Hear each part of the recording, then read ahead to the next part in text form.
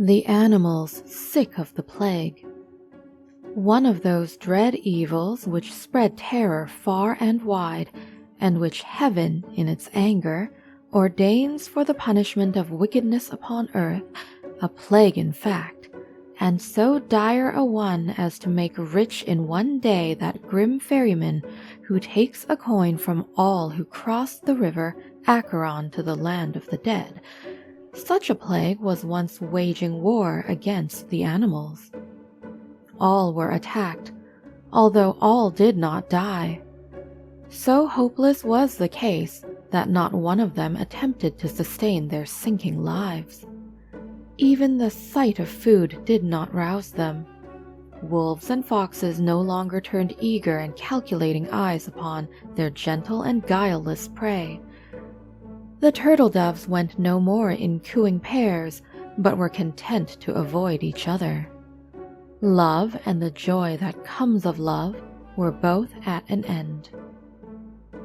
At length the lion called a council of all the beasts and addressed them in these words: "My dear friends, it seems to me that it is for our sins that heaven has permitted this misfortune to fall upon us.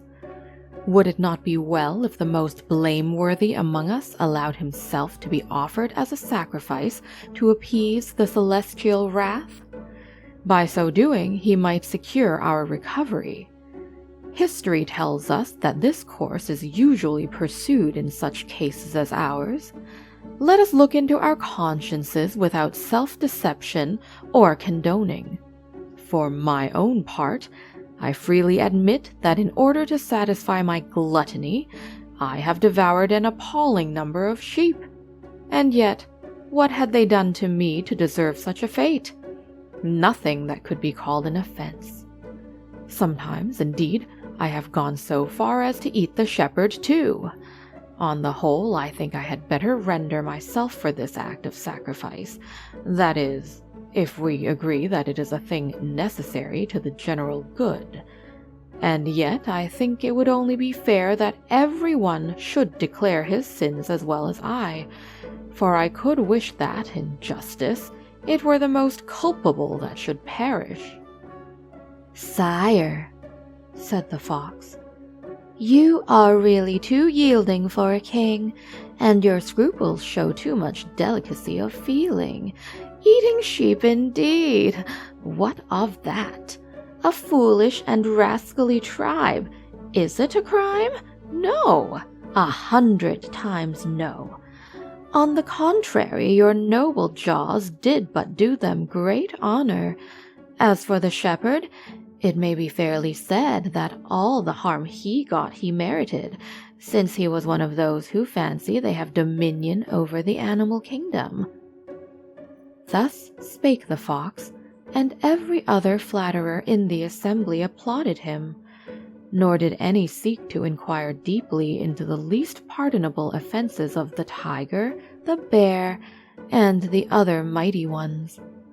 All those of an aggressive nature, right down to the simple watchdog, were something like saints in their own opinions. When the ass stood forth in his turn, he struck a different note. Nothing of fangs and talons and blood. "I remember," he said, "that once in passing a field belonging to a monastery, I was urged by hunger, by opportunity, by the tenderness of the grass, and perhaps by the evil one egging me on, to enter and crop just a taste, about as much as the length of my tongue. I know that I did wrong, having really no right there." At these words, all the assembly turned upon him.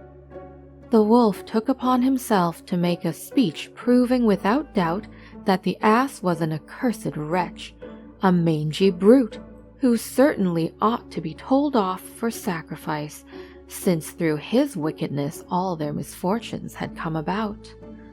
His peccadillo was judged to be a hanging matter. "What? Eat the grass belonging to another? How abominable a crime! Nothing but death could expiate such an outrage," and forthwith they proved as much to the poor ass. Accordingly as your power is great or small, the judgments of a course will whiten or blacken your reputation.